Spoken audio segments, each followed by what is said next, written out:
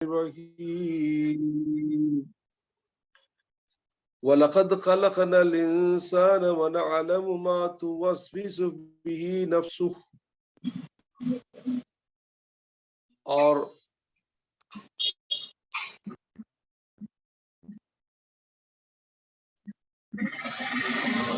اللہ نے انسان کو پیدا کیا اور وہ جانتا ہے جو اس کا نفس وسوسے اس میں ڈالتا ہے.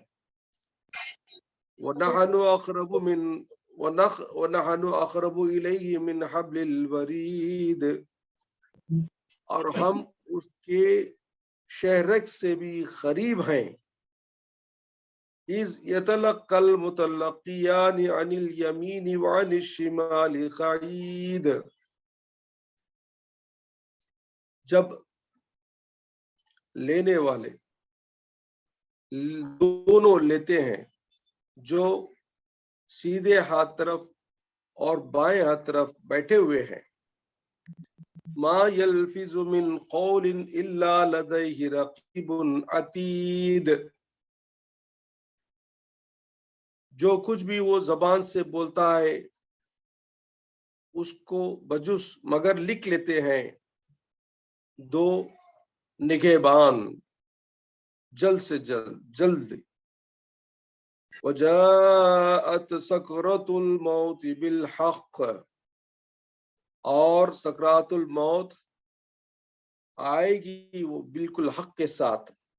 ذالک ما کنت منہ تحید، یہ وہی ہے جس سے تو بھاگا کرتا تھا.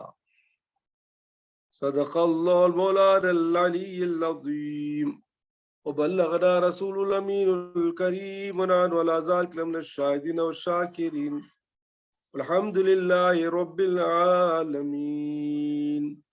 قال اللہ تعالی فی شأن حبیبی تعظیما وتکریما ان اللہ وملائکتہ یصلون علی النبی یا ایھا الذین آمنوا صلوا علیہ وسلموا تسلیما. پڑھی اللہم صل علی سیدنا محمد وعلی آلہ وصحبہ وبارک وسلم تسلیما کثیرا کثیرا. الحمدللہ، آج میں نے آپ کے سامنے سورہ خوف جو پارے حامیم 26ویں پارے کی 16، 17 اور 18 تین آیتوں کو میں نے تلاوت کرنے کا شرف حاصل کیا ہے، جس میں اللہ رب العزت ایک ایسی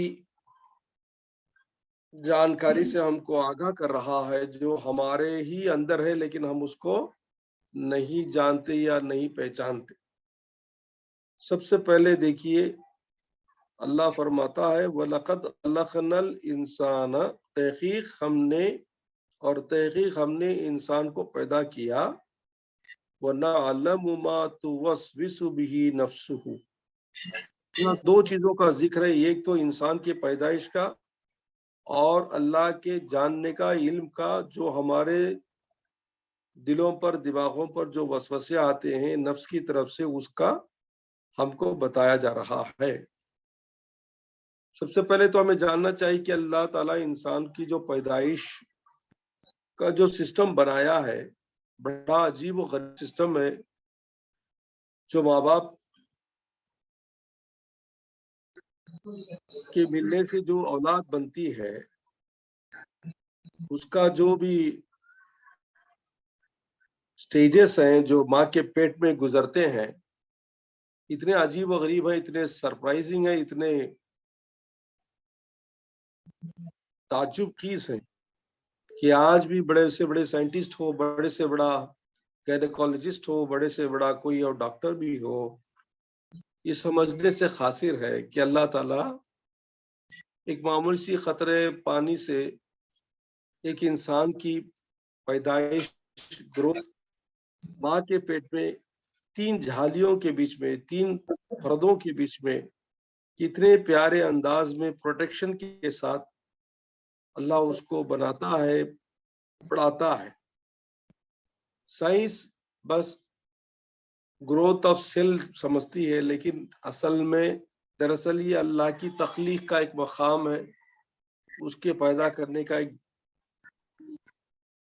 लैब है, समझ जाओ, एक्सपेरिमेंटल लैब है, जहां पर अल्लाह ताला के फरिश्ते अल्लाह के हुक्म से बच्चे की परवरिश में मदद करते रहते हैं।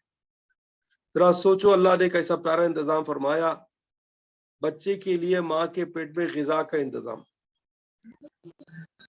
बच्चा अपने माँ के पेट में ना तो खुद मुंह से खा सकता, ना हाथों से, ना पैरों से कुछ कर सकता, लेकिन उसको बगैर कोई हरकत के अल्लाह ताला ने उसके पेट के नेवल से एक पाइप लगा के माँ के पेट के जरिए से उसकी जो भी खून निकलता है, वो खून के जरिए से अल्लाह ताला बच्चे की परवरिश करता है।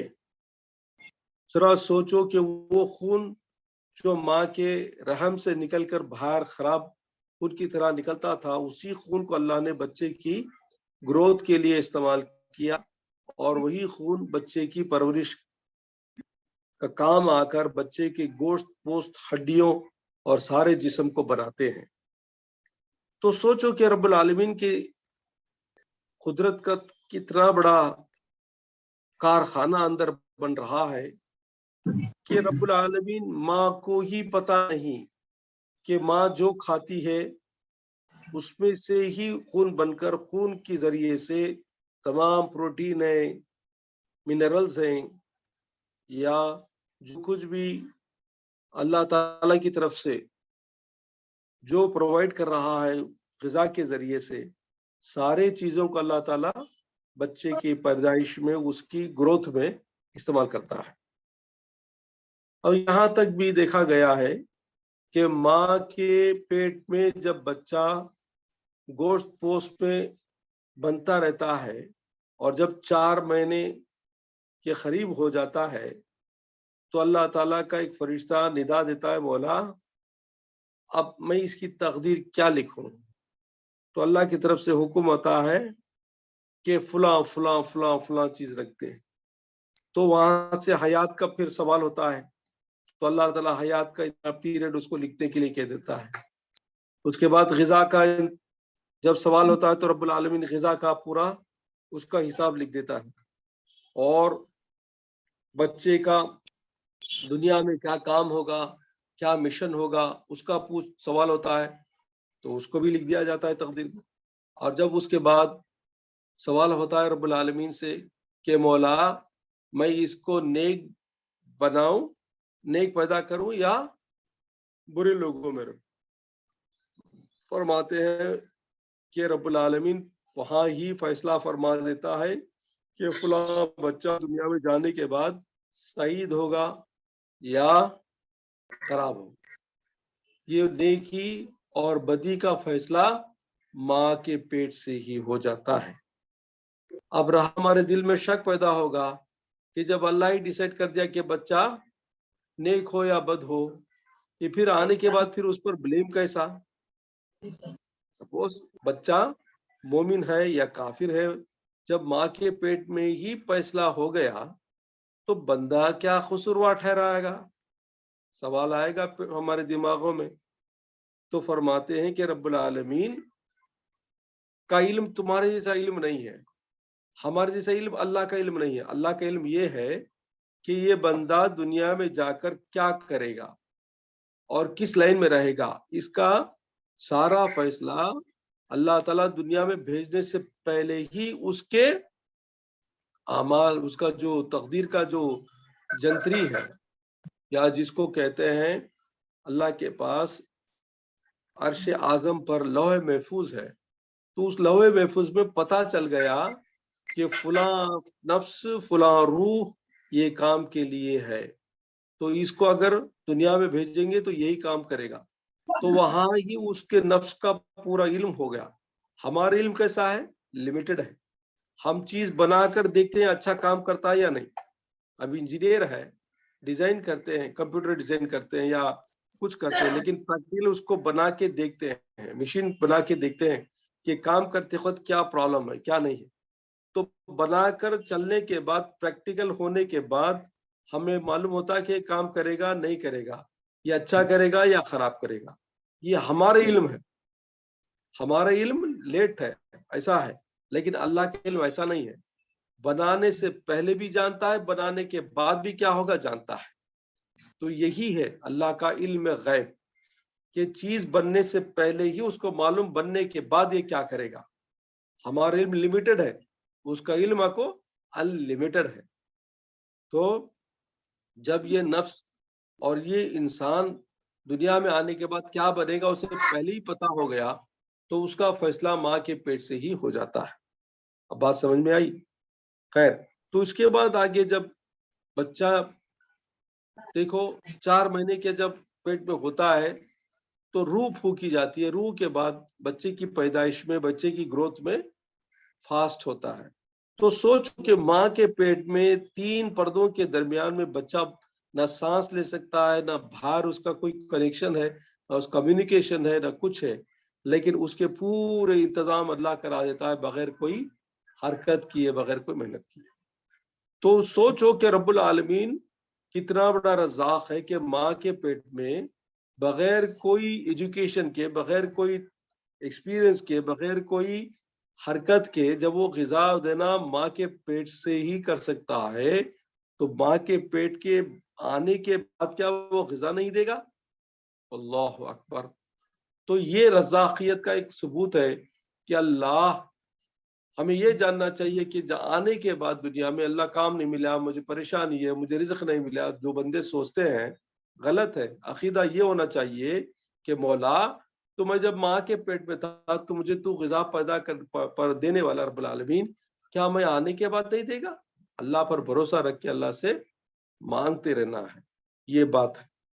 سملرلی جب اللہ تعالیٰ تمہارے فیصلہ کر دیا سعید ہونے کا، اچھا ہونے کا یا برا بھی ہونے کا، تو بندہ جب دنیا میں آ گا، دنیا میں آنے کے بعد اگر وہ برے راستے میں بھی ہے، اگر وہ ریئلائز کر لیتا ہے تو اللہ اس کو چانس دیتا ہے کہ بندہ اگر جو ریئلائز کر کے برائی سے بچ کر توبہ کر کے نیک راستہ اختیار کرتا ہے تو اللہ اس کے فیصلے کے تقدیر کو بدل کے اس کو سعید بنا دیتا ہے، اس کو نیکوکار میں شامل کرتا ہے، جنتی بنا دیتا ہے. اللہ تعالیٰ رحم کرنے والا، بندوں کے اعمال کو دیکھنے والا ہے، سننے والا ہے. تو بندوں کے اعمال ڈپینڈ ہوتے ہیں باہر آنے کے بعد، چاہے وہ نیک بھی ہو لیکن وہ بدی کے راستے میں جائے تو اللہ اس کو چانس دیتا ہے کریکٹ کرنے کی، نہیں ہوتا ہے تو پھر بھی وہ بدی کے راستے پر چھوڑ دیتا ہے. تو اسی واسطے ہم کیا کرتے ہیں، اگر یہ دیکھا گیا ہے کہ یہ بتایا گیا ہے ہم کو کہ جو بندے نیک راستے میں ہیں وہ بھی ڈینجر میں ہیں، اور جو بندے برے راستے میں ہو تو ڈینجر ہی میں ہیں. لیکن دونوں بھی ہوشیار رہنا چاہیے. آپ پوچھیں گے آپ جو نیکوکار ہیں، نماز پڑھنے والے ہیں، قرآن پڑھنے والے ہیں، دین کا کام کرنے والے ہیں، اور ہر طرح کے وہ دین میں ہی ملوث ہے، پھر بھی ان کو ڈرنا چاہیے اللہ سے اس واسطے کہ تقدیر کا کایا پلٹ کب ہوتا نہیں معلوم. مطلب ہمارا فیصلہ آخرت میں کیا ہوگا اللہ ہی جانتا ہے. تو تمام اولیاء اکرام، تمام بزرگان دین، تمام صدیقین و ابرار و حسنات، تمام اولیاء اکرام کا یہی ایک معمول رہا کہ وہ اپنے آخرت کا اور اپنے موت کا، اپنے آخر وقت تک ڈرتے رہتے ہیں، کیونکہ ان کو معلوم ہے کہ اللہ کی قدرت اتنی عظیم ہے کہ وہ کسی کی ایک سیکنڈ میں دل کو بدل کے کچھ نہ کچھ کر سکتا ہے. تو اسی صورت میں تقویٰ اسی کا نام ہے کہ بندہ ہر وقت اللہ سے ڈرتا رہے اور اس کے آخرت کے خیال میں خاتمہ بالخیر کی اس میں دعائیں کرتے رہنا ہے. شیطان اور نفس یہ دونوں جو ہیں ہمارے دشمن ہیں. اللہ نے فرمایا ان الشیطان لکم عدو مبین، شیطان تمہارا کھلا دشمن ہے. اب یہ کھلا دشمن جو بول دیا رب العالمین، یا اللہ مجھے بتا کیسا ہے شیطان، مجھے دکھتا نہیں نہ ہونے، کالا ہے، موٹا ہے، تازہ ہے، لمبے لمبے دانتا ہیں، لمبے لمبے ہاتھ ہیں، ناخن لمبے لمبے ہیں، چہرہ بڑا ہے، آنکھیں بڑے بڑے ہیں، ارے ذرا بتا تو صحیح. تو اللہ تعالیٰ قدرت سے کیا کیا اس کو چھپا دیا ہے. जिन्नात की एक मखलूक ऐसी है जिसको देखकर हमारी औसान खता हो सकती है और इंसान उसको ताब नहीं ला सकता। उसकी शक्लो शबात कैसी बोले तो हैबतनाक है। एक इंसान का दिल उसको बर्दाश्त करने के लायक नहीं है। इस वास्ते ऐसी मखलूक को अल्लाह क्या करे, हमारी आंखों से छपा दिए। तो ऐसी मखलूक जो हमारे आंखों से देखकर हम उसको बर्दाश्त नहीं कर सकते, वैसी मखलूक जब हमको नजर नहीं आती तो इसका मतलब ये नहीं कि वो नहीं है, वो तो है। तो वो है कैसा मालूम होगा कि जब वो तुम्हारे अंदर प्रॉब्लम्स क्रिएट करता है, तुम्हारे बाहर प्रॉब्लम्स क्रिएट करता है, और उसकी निशानी अल्लाह ने तुमको बता दिया। फॉर एग्जाम्पल, अल्लाह ताला जब इंसान को पैदा किया उसके साथ एक नफ्स को भी पैदा किया। इस बात से हुजूर सल्लल्लाहु अलैहि वसल्लम ने फरमाया, जब कोई बंदा पैदा होता है तो बच्चा पैदा होता है, दो दो चीजें उसके साथ पैदा होती है। एक है, एक फरिश्ता है जिसको मुल्हिमा कहते हैं, दूसरा है नफ्स। ये नफ्स जो है बंदे के लिए हमेशा बुराई का रास्ता बताता है और हमेशा गुमराह करते रहता है। और इसका काम ही क्या है, बंदे को अल्लाह के रास्ते से हटाकर दुनिया में ख्वाहिशों में, दुनिया की रंगरलियों में और दुनिया के तमाम खेल तमाशों में उसको फंसा कर उसको सीधा दोजख के गड्ढे में डाल। वो मजा चाहता है, एंजॉयमेंट चाहता है, खुशियां चाहता है, और हमेशा वो नेक काम करने से कतराता है। इस वास्ते फरमाया हज़रत यूसुफ अलैहिस्सलाम ने कुरान में 13वें पारे में पहली आयत में, इन्न नफ्स लअम्मारतुम बिस्सू, अल्लाह बेशक मेरे रब कैसा है, मेरा नफ्स बड़ा ही बुराई का हुक्म देने वाला है। तो नफ्स बुराई का हुक्म, बुराई की तरफ ले जाने वाला एक हमारे अंदर अल्लाह ने पैदा कर दिया, एक किस्म की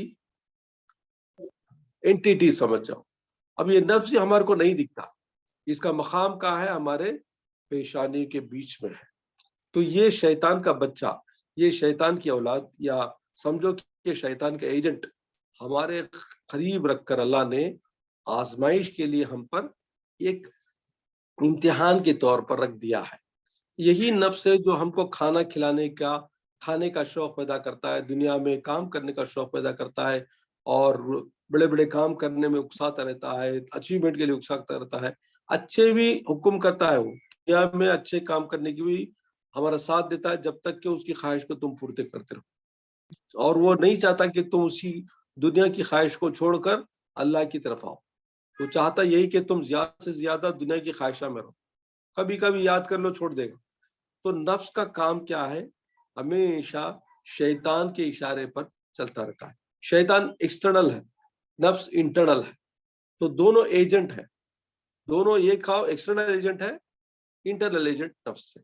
अब ये नफ्स के बारे में अल्लाह ने फरमाया, हमने इंसान को भी पैदा किया, और हम जानते हैं कि नफ्स, तुम्हारा जो नफ्स है, तुम्हारे अंदर जो वसवसे पैदा करता है, बुरे ख्यालात पैदा करता है, बुरे बुरे आदतों को तुम्हारा उकसाता है, बुरे कामों की तरफ तुमको उलझाता है, बुरे कामों की तरफ ले जाता है, इसके बारे में भी हम जानते हैं। मतलब क्या, कि नफ्स के जो शरारतें, जो वसवसे, जो ख्यालात हमारे दिल और दिमाग पर आते हैं, अल्लाह ताला उसको भी जानता है। अब कैसे जानता है, आगे की आयत में फरमाया, वो नहनु अखरबू इलैहि मिन हब्लिल वरीद, के बेशक बंदा मैं इस वास्ते जानता हूँ ये सारी चीज़ें कि मैं तुम्हारे शहरक के भी करीब हूँ।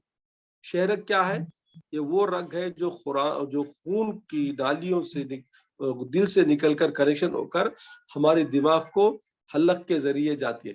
तो ये वो नाली है जिससे हमारे दिमाग को पावर मिलता है, या खून का बहाव मिलता है, खून का फ्लो मिलता है।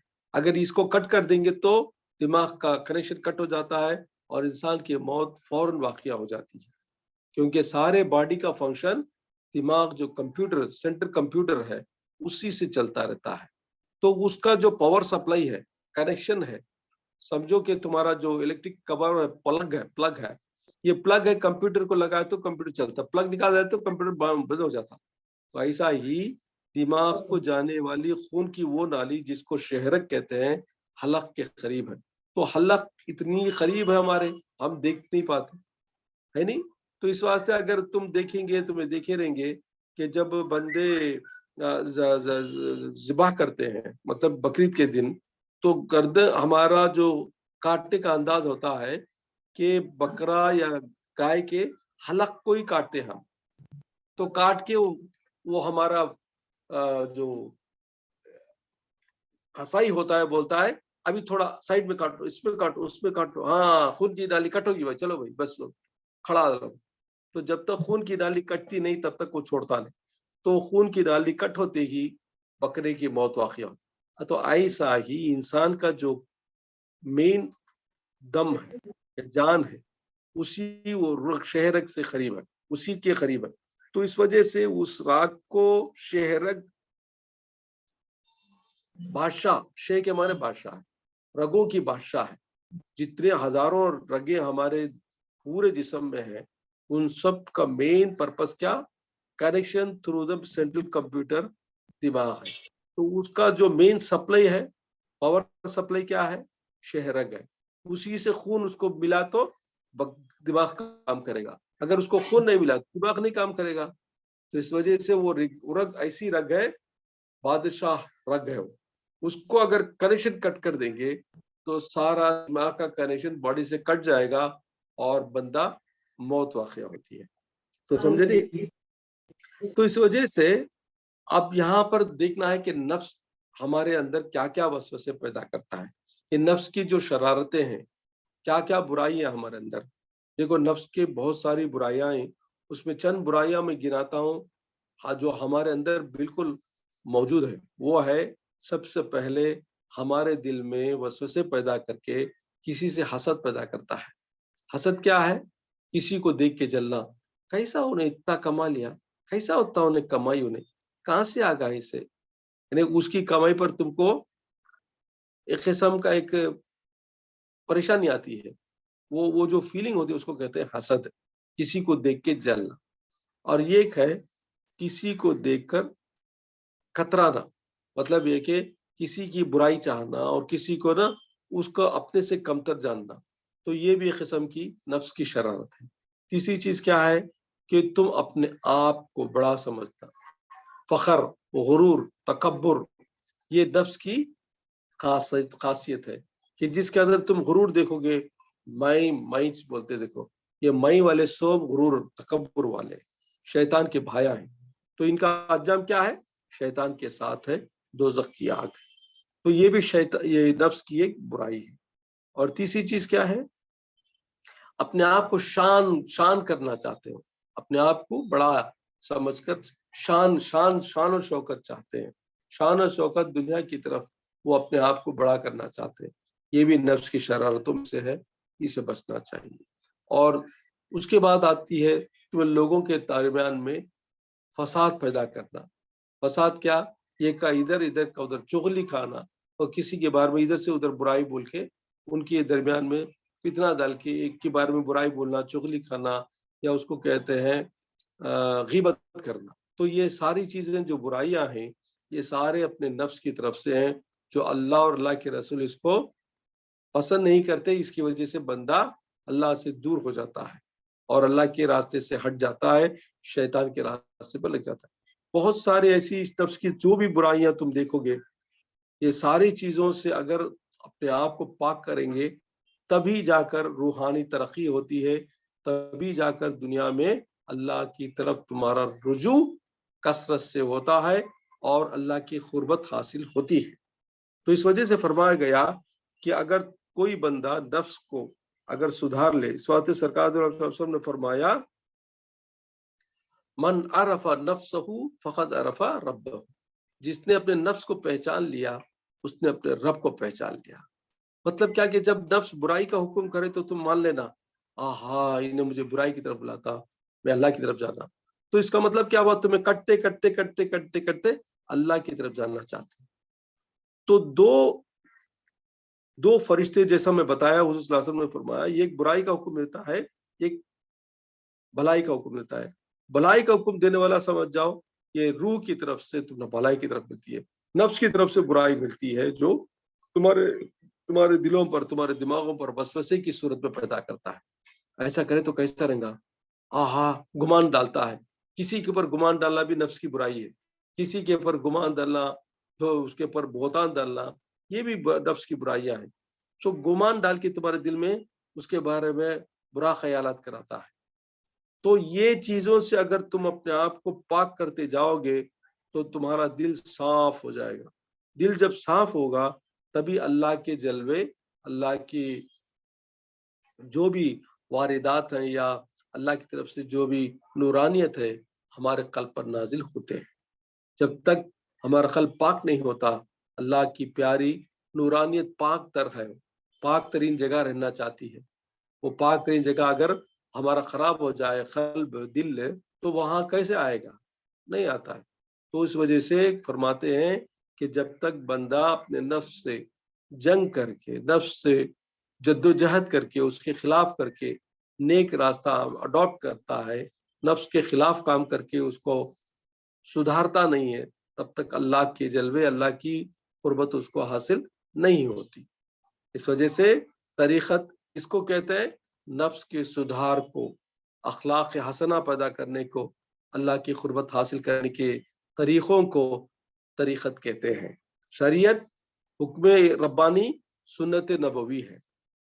جو حکم قرآن میں ہے, جو شریعت میں بتایا گیا, جو سنت میں بتایا گیا, اس پر چلنا پورا شریعت میں شامل ہے.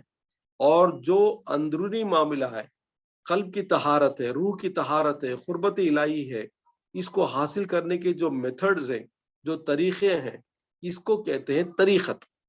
اس وجہ سے طریقت کے بغیر شریعت کھوکھلا ہے, مطلب اوپر کا لباس ہے.